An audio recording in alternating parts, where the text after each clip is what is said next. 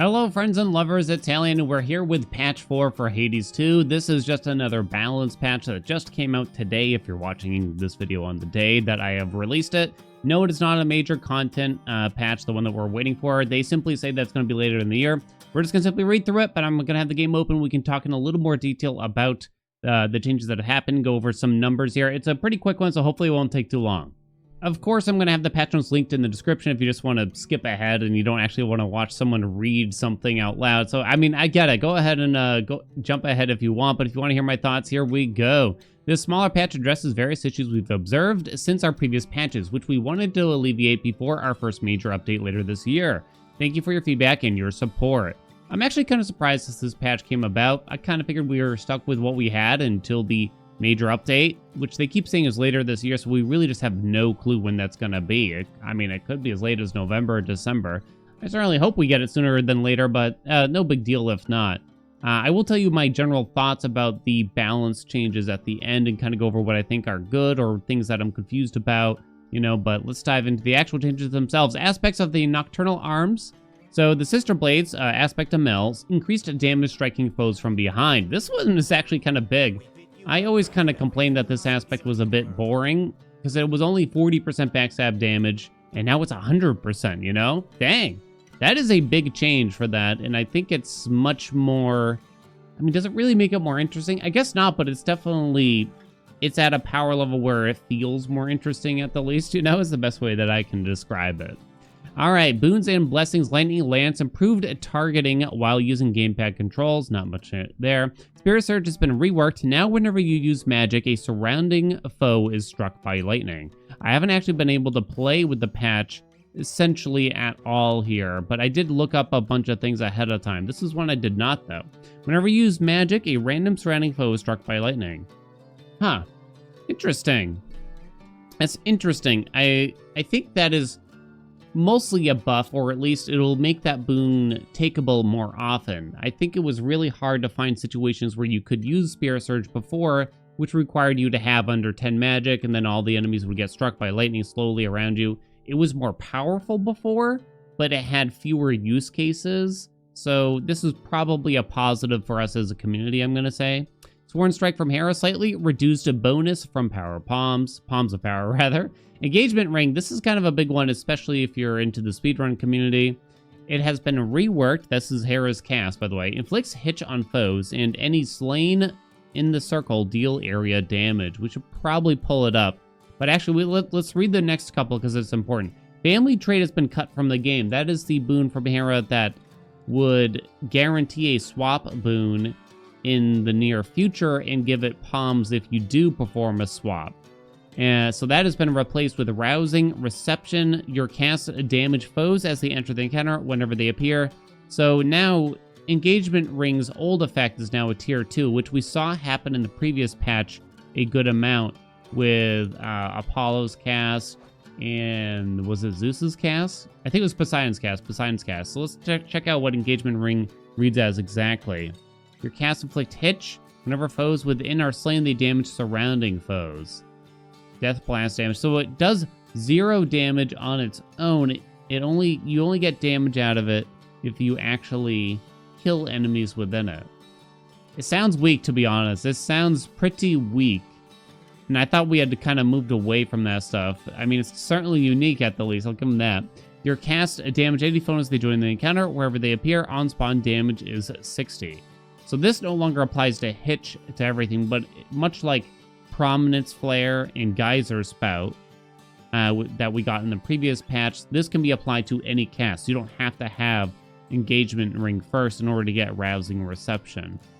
I feel like the damage is a bit low when you don't have the hitch effect. You cast damage any foes that they join in the encounter wherever they appear. Here's the other question. Let's say you have... I haven't tried it yet, you know, I'm kind of questioning it. If you have Demeter's cast that applies freeze normally, does that mean any foe that joins the encounter will also get freeze applied to them? We'll have to experiment and see. I don't know yet. Golden Rule. This thing has been touched a couple of times already. Now applies a multiplicative global damage bonus rather than a flat bonus only to attacks and specials. Okay, so you've probably heard me complain about Golden Rule. I say complain. but more so display the confusion around the boon, because beforehand, it simply didn't do what the description said, is what I would argue. I mean, we could always sit here and argue that it kind of does, but not really. It was definitely confusing at the least, where you'd get like you'd get it just like a number added to your damage based on how much gold you have. Now, this actually does what, now it seems like it's going to do the thing that it's supposed to do, basically. So let's pull it up here, because it did get a damage number change, but the rest of the wording has remained the same, I believe. Deal more damage the more gold you have. Bonus damage per 100 gold is plus 3%. So it said plus 10% before, but that was misleading. It was more like you had an extra 10 damage to your attacks and specials for every 100 gold you had on you. You'd add that 10 damage to the end of your damage equation, is the best way I can describe it. So now, if this does work the way it's listed, now it's going to be A, a little more honest, and B, while the number is less, I don't think it's necessarily a bad thing if it's actually global. You know, it has to actually be global, though. Many things in the game, I say many, some things in the game that seem to be global are not, though. But yeah, if this affects all your damage, you know, your splash damage, your hitch damage, your scorch damage, your strikes, your attacks, your specials, your casts, if it applies to everything, this is still going to be very good.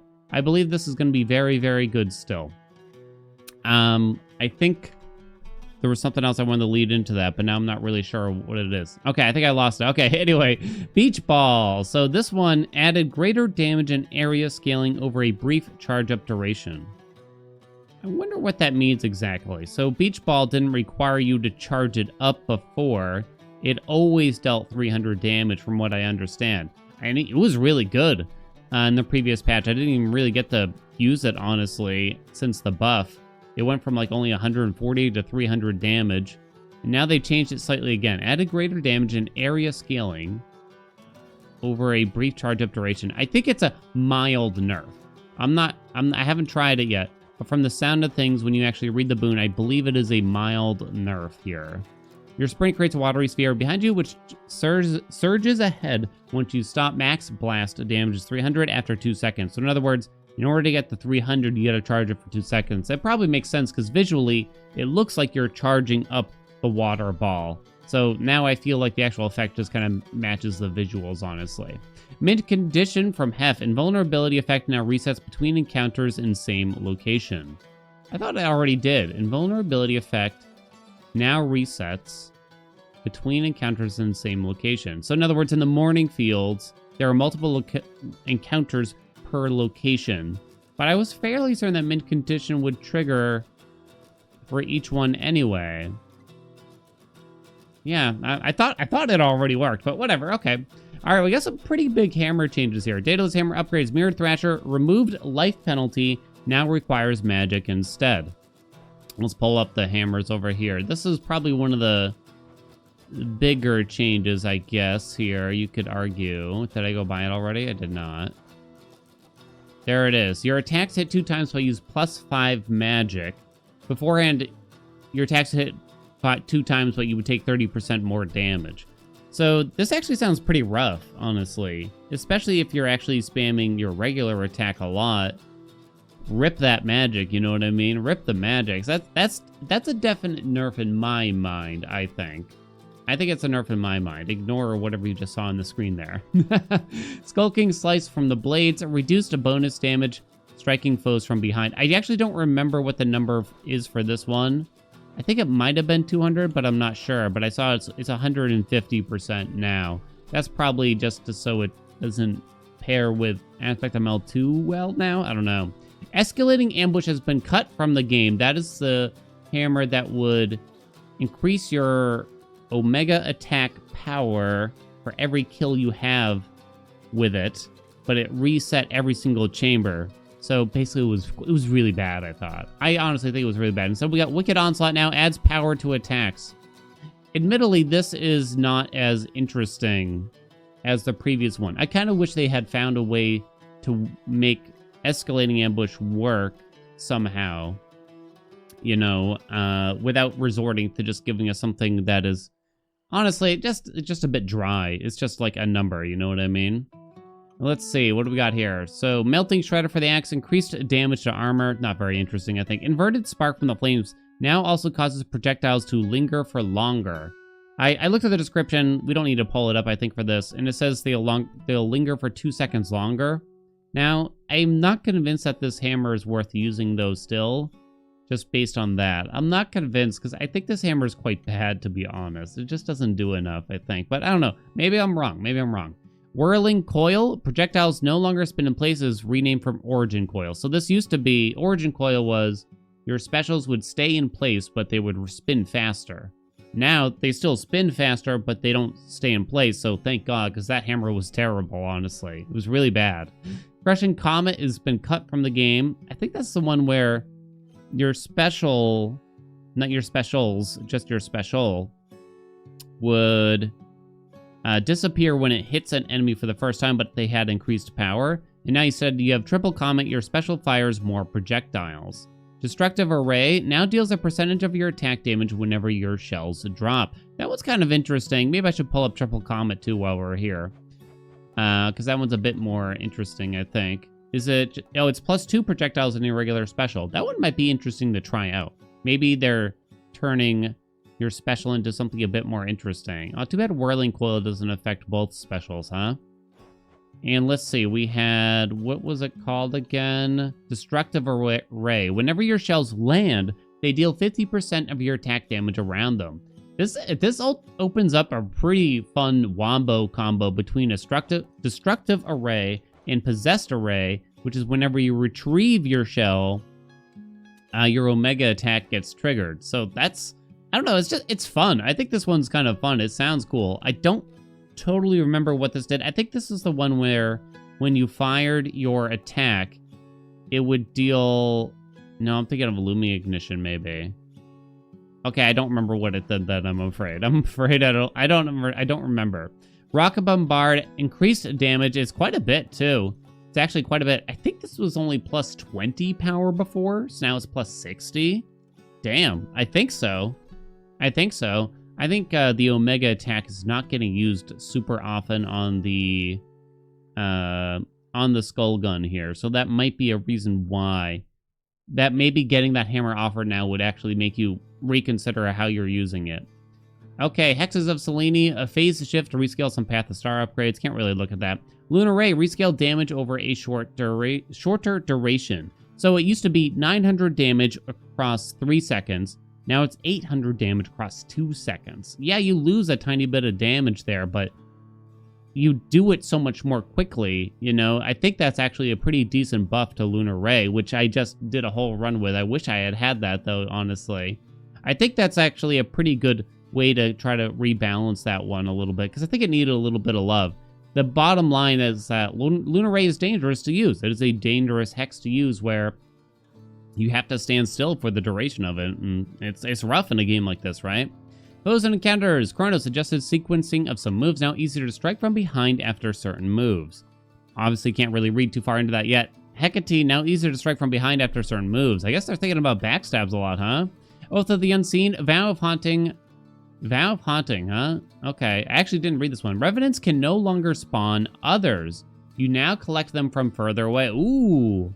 That's good, because I kind of stopped taking Vow of Hunting because it was a frustrating oath to have to take. It wasn't fun. It was interesting, but it was far from fun. It was frustrating. So they eased up on this one maybe as people stopped taking it more and more, I think. That's good, I think. And now you can't get Revenants from ones that already respawned from it. Okay. Wow. That's interesting. Damage penalties from Vow of Blood and Vow of Suffering now are added rather than multiplied. They're added rather than multiplied. I didn't really think about that combination. I don't know if they actually changed the wording at all here for the vows. It doesn't actually look like they did. But yeah, that sounds like it's going to help if you use both of those vows, because 100 and then times 300, etc. Holy crap, you know what I mean? Bug fixes. Okay, we're still going to read through these, but there are a lot. But yeah, I mean, to be honest, we've kind of hit the meat of it, so I understand if you're done. Fix several later narrative events related to Nemesis and Moros never playing. Fix an interaction between Witch's Staff, Momus, and Mirrored Thrasher. I wonder what the interaction was, honestly. Fix visual shield from the Lovers not appearing while using Aspect of Artemis. Fixed some hit stun effects applying unexpectedly during riposte from Aspect of Artemis. Fixed Ionic Gain not working correctly while Icarus is around. Oh, random. Fixed Glorious Disaster using magic without activating the bonus effect. That duo needs help, I think. Fixed Hailstorm, sometimes not working on Chronos. Oh, interesting. I'm kind of reading some of these for the first time, so forgive me. Fixed interaction between Bridal, Glow, and Heavy Metal. Fixed Golden Rule, not applying a global damage bonus as the description states. They listened. I mean, hey, we already talked about it, but it's nice. This indicates community feedback. Fixed Hydraulic Might, unexpectedly granting invulnerability at the start of encounters. Oh yeah, so we saw that happening in runs, and I didn't know why, but I had a hard time believing it wasn't intended. So I just assumed it was like a patch note that got missed, or a description that meant to be altered but wasn't, but now it's been removed, I guess. It was a weird one. Fixed Water Fitness, unexpectedly restoring life whenever you gained water essences. Fixed Freezer Burn, sometimes not working on Chronos. Fixed Icarus Armor Boost, not correctly adding to Hef Armor Boost. Fixed Burnt Offering, sometimes selecting a different boon to sacrifice if rarefied. Oh no.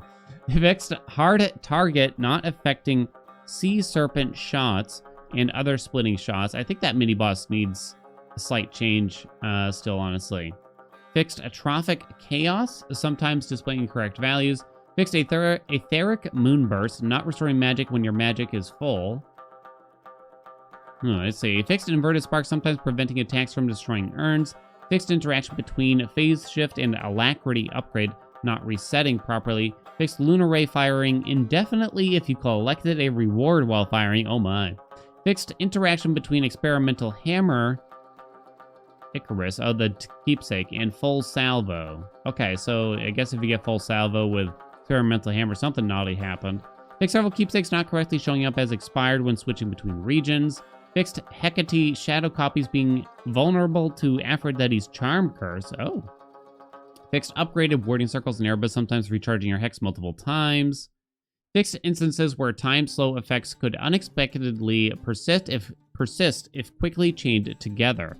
Fixed Guardians appearing to restore life after taking heavy damage from Hestia's Scorch Curse. Fixed cases where using Change of Fate on reward preview would not offer a different result. Yeah, the re-rolling doors has like a weird thing that happens sometimes, I think. It did, at least, where some funky stuff could definitely occur.